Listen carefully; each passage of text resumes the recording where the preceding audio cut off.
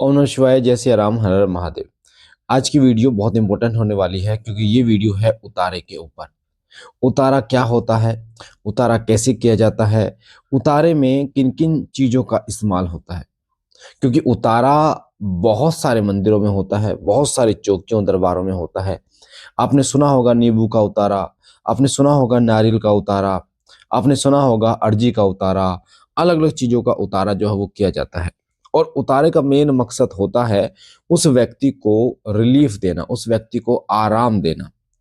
किन किन चीजों के लिए उतारा किया जाता है, किस लिए किया जाता है, आप कैसे कर सकते हैं, कैसे इसका फायदा ले सकते हैं, आज की वीडियो में पूरी जानकारी बताने जा रहा हूं। वीडियो को लास्ट तक सुनोगे तो आपको 100% जानकारी प्राप्त होगी और आप स्वयं भी इसका लाभ ले सकते हो। तो वीडियो को स्किप बिल्कुल भी मत करना, ध्यान से सुनिए। देखिए, उतारा जो होता है, उतारा होता है जब हम किसी चीज को उतारते हैं। जैसे आपने देखा होगा, एंटी क्लॉकवाइज उतारा जाता है किसी भी चीज को। आपके ऊपर कोई शक्ति है, नेगेटिव शक्ति है, उसको जो उतारा जाता है वो एंटी क्लॉकवाइज उतारा जाता है। आपने देखा होगा, हम रस्सी को खोलते हैं या कोई स्क्रू होता है उसको जब खोला जाता है तो वो एंटी क्लॉकवाइज खोला जाता है, उल्टा। ठीक है, उसको हम उतारा कहते हैं। वो एंटी क्लॉकवाइज की कोई चीज जो है उतारी जाती है। यानी कि कोई सामग्री लेकर जब आप अपने उल्टे कान से और पीछे की तरफ, सिर के पीछे की तरफ सीधे कान तक आते हैं, उल्टे कान से सीधे कान तक आते हैं, इस प्रकार किसी चीज को घुमाया जाता है तो उसको उतारा कहा जाता है। उतारा करा जाता है जब आपके शरीर के अंदर कोई नेगेटिव शक्ति हो, उसको हटाने के लिए, उसको उतारने के लिए। आपको नजर लगी हो, आपके बच्चे को नजर लगी हो, उसको हटाने के लिए उतारा किया जाता है। अब उतारे में किन किन चीजों का इस्तेमाल किया जाता है, ये बहुत महत्वपूर्ण प्रश्न है। तो ध्यान से सुनिए। उतारे में जिन चीजों का प्रयोग किया जाता है उसमें चावल से उतारा किया जाता है, नींबू से उतारा किया जाता है, साथ साथ में नारियल से उतारा किया जाता है, मीठे जल से उतारा किया जाता है, जायफल से उतारा किया जाता है, लौंग बतासे से उतारा किया जाता है, ठीक है, सुपारी से उतारा किया जाता है। और भी बहुत सारी ऐसी चीजें होती हैं जिन चीजों से उतारा किया जाता है। विशेष रूप से आपने देखा होगा, मेहंदीपुर बालाजी में ओसारा नाम से एक उतारा लिया जाता है, लेके जाया जाता है, ओसारा। हालांकि वो उतारा होता है पर वो, क्योंकि मेहंदीपुर बालाजी में उसको ओसारा क्या कहा जाता है।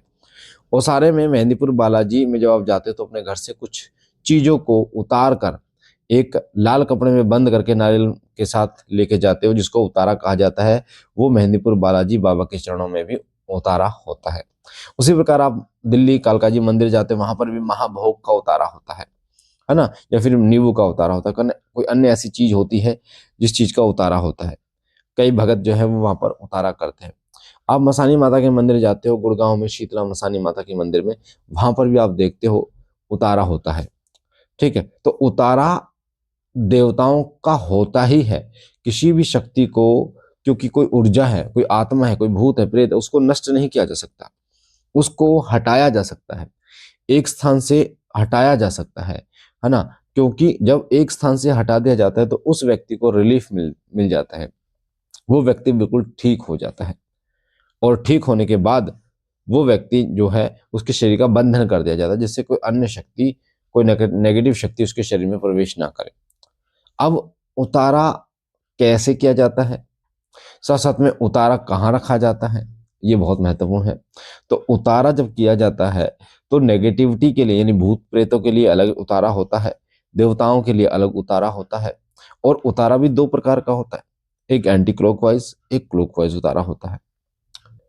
तो जो उतारा एंटी क्लॉकवाइज किया जाता है वो उतारा होता है जो नेगेटिविटी के लिए किया जाता है। नेगेटिव यानी कि भूत प्रेत आदि को हटाने के लिए उतारा किया जाता है, वो उतारा होता है एंटी क्लॉकवाइज।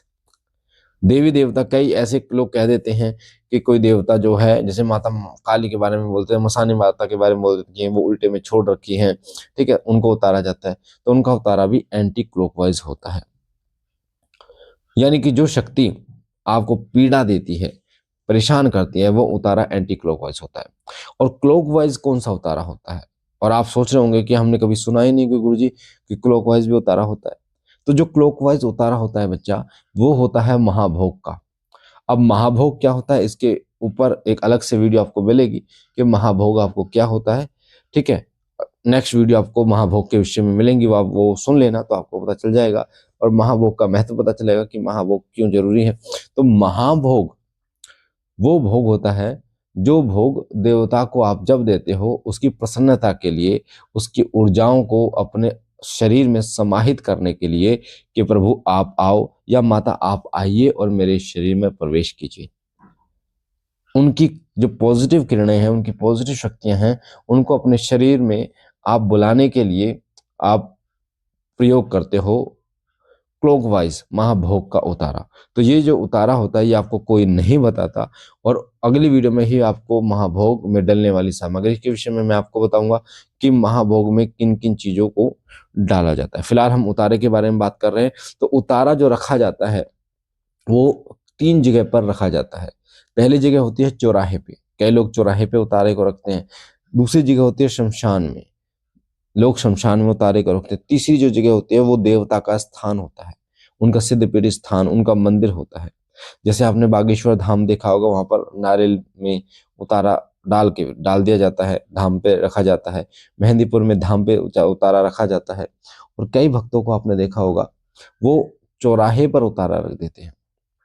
किसी के अंदर भूत प्रेत आदि है, उसको उतारा और चौराहे पे रख दिया। अब ये नेगेटिव बात भी है, नकारात्मक बात भी है। नकारात्मक बात क्या है कि जो आपने उतारा रखा है वो उतारा यानी कि जिस शक्ति को एक व्यक्ति से उतार दिया, अगर उसका उस स्थान पर, उस सामग्री पर किसी व्यक्ति का पैर आ जाता है या उसको वो लांग जाता है तो उस वो नेगेटिव शक्ति फिर उसके ऊपर हावी हो जाती है, उस पर सवारी लेना शुरू कर देती है, फिर वो उसको परेशान करना शुरू कर देती है। तो इसलिए कभी भी उतारा करें तो चौराहे पर, मतलब माँ जो मसानी माता है, चौगानन माता है, मदानन माता है, वही चौराहे पे अपना भोग लेकर बैठती हैं, वही नेगेटिविटी को लेकर बैठती हैं। पर चौराहे पे अगर आप उतारा कर रहे हैं तो चौराहे पे माँ का भोग ना, मतलब माँ को अर्पित करके उसको नीचे टेक के शमशान में रखिए, या फिर माँ का मंदिर, शीतला माता मंदिर गुड़गांव में है, मसानी माता मंदिर, तो वहां पर आप चढ़ा के, ठीक है। तीसरा मैंने आपको बताया देवता के स्थान पर, दूसरा मैंने आपको बताया चौराहे पे, तीसरा शमशान में उतार रखा जाता है। स्पेशली माता मरघट काली का, जो माता शमशान वासिनी है, मरघट वासिनी है, उनका जो उतारा किया जाता है उसको शमशान में रखा जाता है। तो 3 तरीके से उतारा जो है, 3 जगह पर उतारा रखा जाता है और तीनों का अर्थ एक ही होता है कि उस उतारे को, नेगेटिव शक्ति को उतार के और रख देना। अब कई लोग ये कहते हैं कि गुरुजी क्या उतारा करने से नेगेटिव शक्ति हट जाती है? तो बेटा देखो, नेगेटिव शक्ति जो है ये डिपेंड करता है कि कितनी पावरफुल है, कौन सी शक्ति है और कितने सालों से लगी हुई है। कई बार कोई शक्ति एक उतारे में चली जाती है, तो कई बार कोई शक्ति 2 उतारे में, कई बार कोई शक्ति के लिए कई उतारे करने पड़ते हैं। इस चीज का ध्यान रखना। तो उतारे पर ये डिपेंड करता है, मतलब उस शक्ति पर डिपेंड करता है कि वो शक्ति जो है वो कितनी प्रबल है। कोई जैसे कई बेताल है, मशान है, तो इनके लिए कई उतारे करने पड़ते हैं, तब जाके इनके अंश जो है वो खत्म होते हैं। तो अगर आपको ऐसा लगता है कि एक उतारे में एक उतारा किया कोई फर्क नहीं हुआ, तो आप दोबारा कीजिए, तिबारा कीजिए, तब आपको पता चलेगा कि हाँ उस उतारे से आपको कितना फर्क पड़ा है। तो मुझे आशा है ये महत्वपूर्ण जानकारी आपको अच्छी लगी होगी। पहली बार चैनल पे हैं और चैनल को सब्सक्राइब कीजिए, आपके सीधे हाथ पे जो लाल कलर का बटन है सब्सक्राइब कीजिए, बेल आइकन को प्रेस कीजिए और लाइक कीजिए, शेयर कीजिए ज़्यादा से ज़्यादा लोगों तक, ताकि ऐसी ही जानकारियाँ आपको मिलती रहें और लोगों तक ये जानकारी जाए। क्योंकि बहुत सारे ऐसे बच्चे हैं जो इन जानकारियों को प्राप्त करना चाहते हैं पर वो नहीं मिल पाती, उनको बहुत सारे प्रश्न जो है उनके हृदय के अंदर चलते हैं और हम आपके प्रश्नों पर ही वीडियो बनाते हैं, उत्तर देते हैं ताकि आपको उत्तर मिल पाए। तो आप कमेंट में, अगर आप चाहते हैं कि कोई भी ऐसा प्रश्न है आपका जिसका उत्तर आपको नहीं मिल रहा या उसके ऊपर आप चाहते हैं जानकारी प्राप्त करना, तो आप कमेंट में, इस वीडियो के कमेंट में आप मुझे बताइए, मैं उस प्रश्न के ऊपर वीडियो जरूर बनाऊंगा ताकि आपका जो प्रश्न है उसका उत्तर आपको मिल पाए। हम मिलते हैं एक नई जानकारी के साथ, तब तक के लिए ओम नमः शिवाय, ओम नमः शिवाय, ओम नमः शिवाय।